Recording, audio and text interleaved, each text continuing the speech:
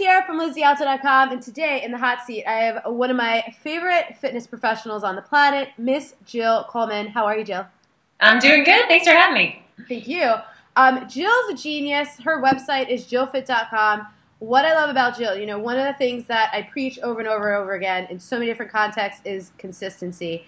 And Jill is literally in everything. I follow her on Twitter, on Instagram, on Facebook, on her blog. One of the most consistent people. Constantly putting out content, constantly, you know, just sharing lots of amazing information. And in fact, when I do not feel like planning my workouts, I love going to Jill's website because she always has great ones. And we'll get to it later, but she has a really cool program coming up. I wrote it down. Cardio acceleration. All right. And you guys know I hate cardio, but Jill's cardio I don't hate, and you'll find out why in a little bit. But anyway, before I just go off, continue to go off on how much that's sweet. I love you.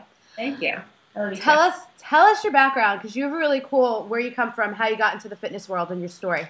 Yeah, absolutely.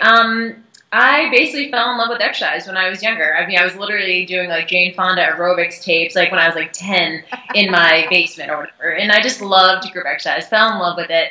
And the choreography and stuff. So I was lucky that I kind of fell in love with it at an early age. But you know what? I really never paid attention to nutrition, like at all. And I went to school, my undergrad, for health and exercise science, which was awesome. And I really started getting into nutrition when I started my master's program and did my first fitness competition. So I don't do them anymore, but I did them for several years, and it really makes you pay attention to what you eat. I just was one of those people who was like a cardio junkie, just absolutely loved to exercise, like, you know, basically exercise so that I could eat what I wanted. And then I just had this like kind of soft look all the time where I was like holding water, and it was just a really heavy exercise look.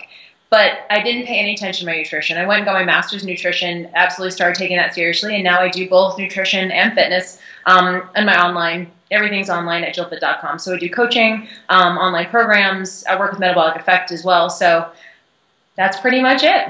So if you're watching this, you probably have heard of Jill before, because I talk about her. I talk about Metabolic Effect all the time. You mentioned fitness competitions. There's a strong chance that when you say that, some people watching this don't know what you mean. So, and you know what? When I edit this, I'm going to pop up some pictures, because you have some great pictures. I'll steal them off Instagram. But tell people exactly what that is. Yeah, so a fitness competition is, I like to describe it, it's basically a cross between a bodybuilding competition, everyone kind of knows what that is, and a Miss America pageant. It's kind of like the muscular version of a Miss America pageant, where the girls get up on stage, they're very lean, but also muscular, so it's not like that kind of skinny fat look. It's more muscular, you know, pumped up and things like that, but not like a man. So they actually judge you based on how feminine you look as well, but you need to be lean. So you get up on stage in a tiny bikini and these like 5-inch like plastic heel, like stripper shoes. Yeah. And you have like this crazy tan on and you're like oiled up and hair and makeup and nails, like everything that we would never wear like normally. We usually wear like sweatpants and sneakers, and then all of a sudden we're like dolled up and like pumped up, and it's very strange. But the cool part about it is the process that you do to get that lean and to get that muscular. So it's, and I'm sure you're going to show the pictures, but it's really kind of a cool process. Usually most women are 12% body fat or below when they compete. So it's super, super lean, but you also need to have muscle. So you can't just get up there and be like a stick figure. You have to have both. And you get judged on your physique. It's actually the only subjective sport on earth where judges just base their judging on your look. So if, you know, as women, I don't know why we subject ourselves to that. It's kind of crazy to be like, put ourselves on display and then get judged on our bodies, which is kind of like cuckoo when you think about it. But it's a cool process, and I did it for several years. It was absolutely fun, but I'll never do it again. Right. So intense. I know a lot of your mindset. I've read posts on your blog about like the dark side of that. Yep. Yep. And that's really interesting. I think it really sets you up for a dieting mindset. So, I mean, I'm sure the people watching this are familiar with like crash diets, and you know, every week there's like a new book out that's like the cookie diet and like these cleanses and like this weird stuff. And basically a competition diet is a crash diet. Most competition diets are 12 weeks or less, and you lose anywhere between 15 to, I've had clients of mine lose up to 50 pounds in a competition diet. So you can guess what happens after the show is over, right? Gain all that weight right back. And a lot of it, they even gain more back. And so my blogs are all about my personal experience. When I lost about 15 to 20 pounds. And then right after my show, within a week after my show, gain 15 pounds back That within a has week. to be mentally destructive. It is. They actually call it post-competition blues, where you literally don't even recognize your body because you spend months working your way up to do this show, and you're so lean, and you've done something that's amazing, it's an accomplishment, and then all of a sudden, like, you just gain this weight back, and a lot of it's water, but it's also some fat, and your metabolism isn't used to that kind of food, the sugar, the starch, you know, the sodium, like, it's just not used to that kind of stuff. Like, so you can imagine you get so deprived that by the time you hit your show, you can think about is eating everything that you've been missing out on for those weeks, and you just blow up. And no one tells you that. That's the problem, is that no one really gets that. They just go, oh, I'm going to get lean and stay this way. And it's just about managing expectations. So yeah, there definitely is some drawback and the up and down of that. And lots of girls will do a show, they'll lose weight, they'll gain weight, they lose weight, they gain weight, and it's just this mentality of being either on a diet or off a diet. And I don't think it's really healthy mentally, and certainly not healthy for your physique. Right. So now you've taken a lot of what you learned, because nutritionally, even though it's really intense, you learn how to like dial in, how to get lean, and you work a lot with fat loss with women. So what are like, and I know we both agree on this, and I think it was I forget which post it was, where you said one of my favorite things, and this isn't new, but that abs are made in the kitchen. So for people who maybe have been kind of in shape, they're in shape, but it's like what you said, you still have that soft look. You can never really get that lean physique that you're going for.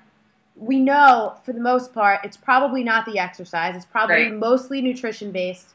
What are like the top 3 or the most important 3, maybe, things that you would kind of dial in for people and tell them to take a look at?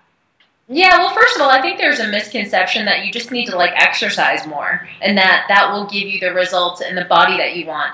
And for beginners and for people that are overweight or obese, they shouldn't really even start exercising quite yet. They can do so much with nutrition alone. They can do exercise too. I mean, that's fine.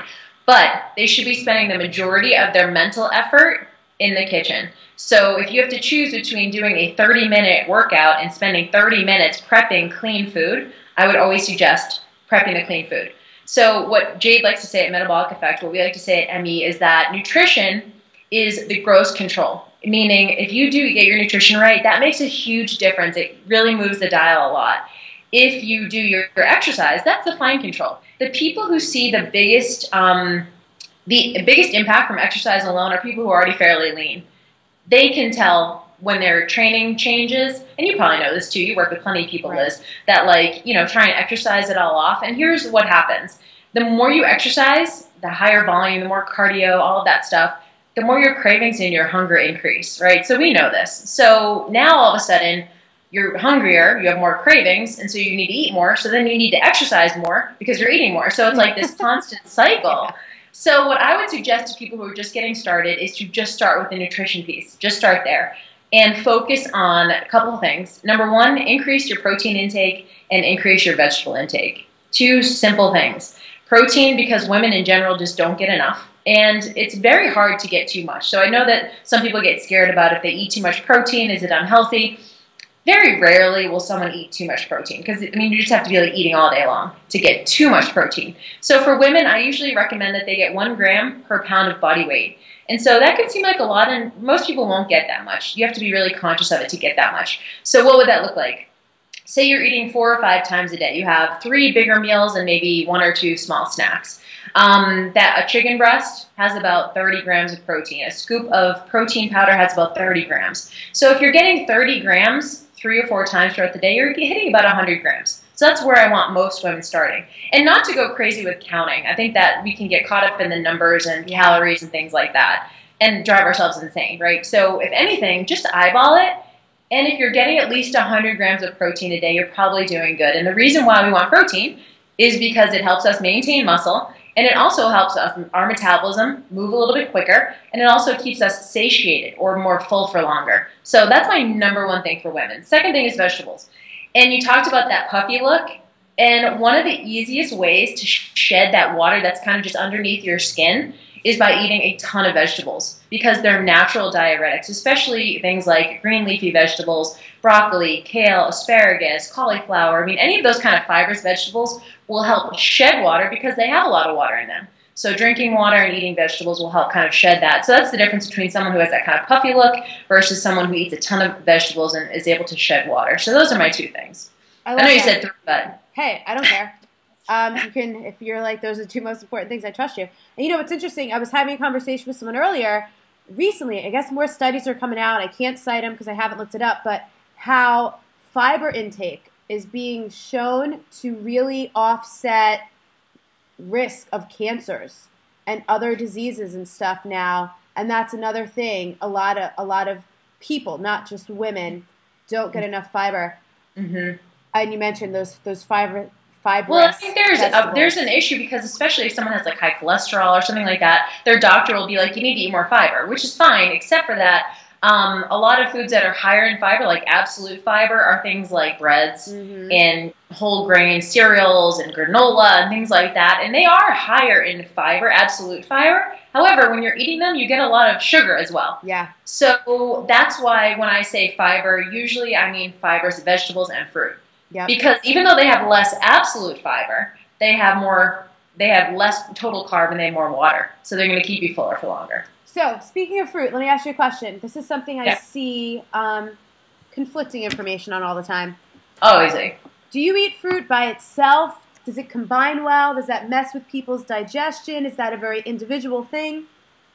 Yeah, I wouldn't like food combining is kind of like this. It's a little bit of a fad, and there's some truth to it. But here's the thing: if you're worried about food combining, you're going to drive yourself insane. Like that's my bottom line: is like make nutrition as easy as possible. It's already hard, right? It's already super hard for people. So don't get caught up in little things like I would consider a little thing like food combining, how much sodium I'm taking in. Unless you're someone who's just really responsive to sodium, don't worry about that. Worry about getting plenty of lean protein, vegetables, and fruit. So I would prefer that people eat fruit with protein because fruit is higher in sugar. And what the protein does is it sort of offsets that response of getting all that sugar at one time. So some of my favorite things that I pair with fruit would be like hard-boiled egg whites or even eggs and nuts. Those are my two favorite things. So like one of my favorite snacks is having a grapefruit, which I find just so filling, which is a little bit of stevia like sprinkled on top. It really brings out the flavor and it kind of feels like a treat with some almonds. And that's usually my morning snack. So something like that keeps you full for a couple hours. And also with the summer coming, that feels like a refreshing snack, not just like, you know what's so funny, and maybe some of you guys can relate, you could definitely, I'm sure, relate, you burn out on foods.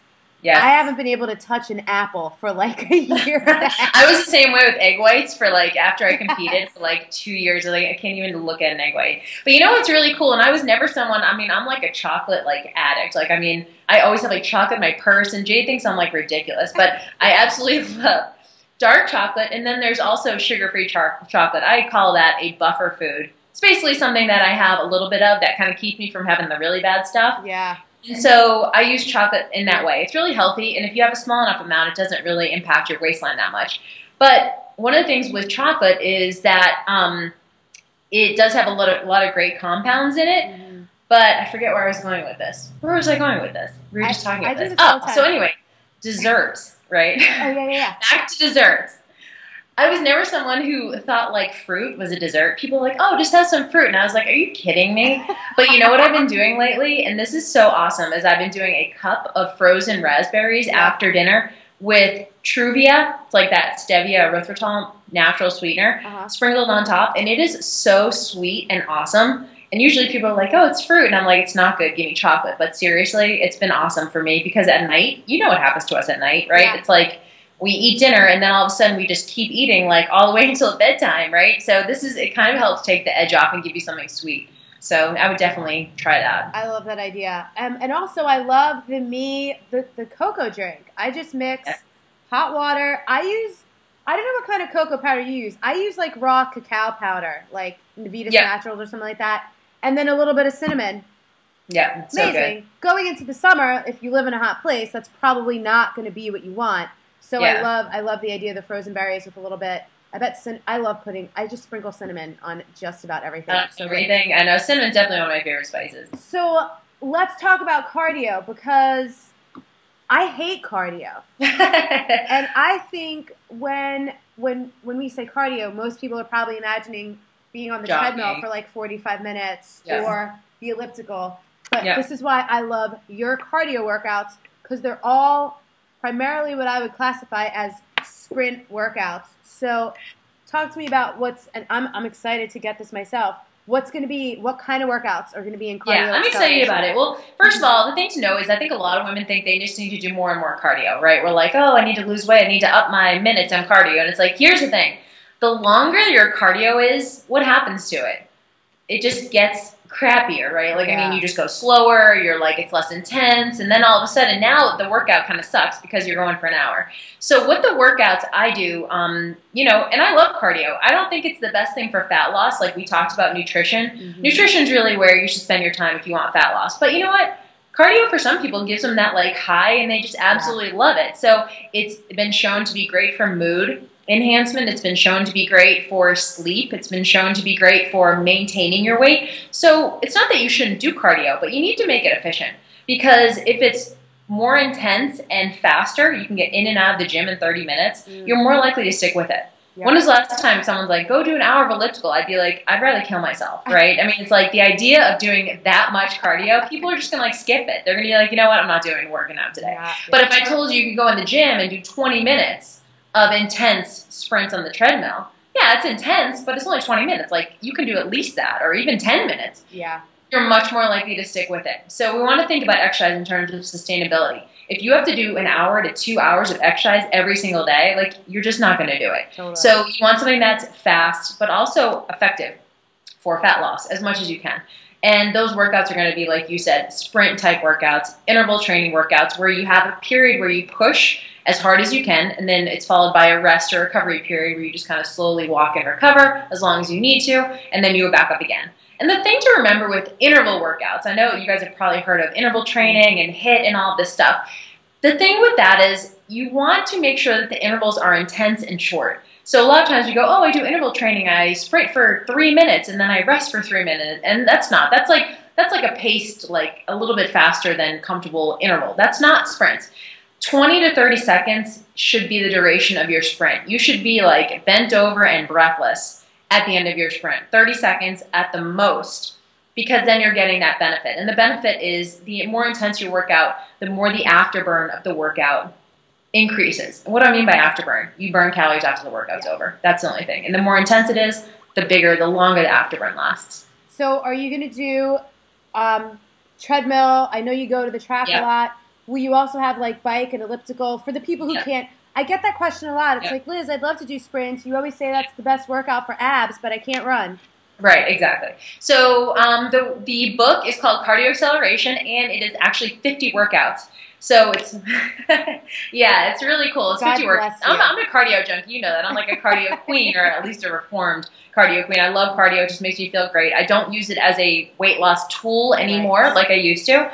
I use it more for just mood enhancement and general just well-being, but it's something that's short and intense. There's 50 workouts. They're treadmill, step mill, which is like a Stairmaster type thing, elliptical, recumbent bike, plyometric workout, as well as track workouts and hill sprints. So there's a total variety, and they're all different lengths. So the shortest ones are 10 minutes, and the longest ones, I have a couple in there that are about 50 minutes. Oh, wow. So but a lot of them are just really short. They're like 30 minutes or less. Love it. You can choose whatever you like to do. Genius. I think that's. And they're beginner, intermediate, and advanced, which is cool too. Even better. I love, you know this, I love people like you in the world who have the patience and the diligence to put stuff like that together, because I really don't. Well, you know what, though? It's so fun because, like you said, like on Jillfit, we have so many cardio workouts, and people love those workouts, you know, and it's rare, I think, to find a place that there has, like, really good workouts. People get on these machines, and they just, like, don't know what to do. So they're like, oh, I guess I'll do these, you know, intervals, or they're ripping out things from magazines, which is fine, you know, but it's nice to have a place that you can get it all at once. Yeah, and also yours have been tested. Your clients use them. Like, these are These are the workouts that fitness competitors, people walking around in bikinis. We have a huge library. We have a huge library of cardio workouts that we pull from. We're like, oh, you need a 25-minute elliptical. Oh, you need a 30-minute cardio. You know, you need incline sprints. Like, I mean, we just have a huge library. So this is basically the culmination of just years of putting this stuff together and working with literally hundreds of competitors, and we put it all in one place. So I'm super excited about it. Because where do you think I send people for cardio workouts? I'm like, go to Jillfit.com. Yes. Remember this. This is super important. The more cardio you do, the more hungry you'll be and the more cravings you will have. So remember, it's always offset by that. So keep that in mind too. So if you find yourself just getting like super hungry, back off on your workouts a little bit to temper that down a little bit. I love that. So you're just a wealth of knowledge of information. Thank you so much for all of this. Yeah, absolutely. Thanks for having me. Those of you that are watching, go to Jillfit.com, subscribe.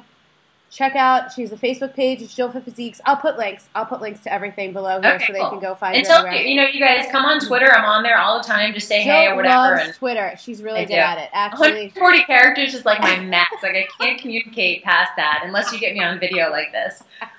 140 characters. Jill and I always joke because like I'm the big extrovert and she's such an introvert. She'll probably be exhausted for the rest of the day because I made her talk to me. You're going to go take minutes. a nap now. So. Great. So thanks, Jill. We'll talk to you later. Okay. Thanks for having me. Bye.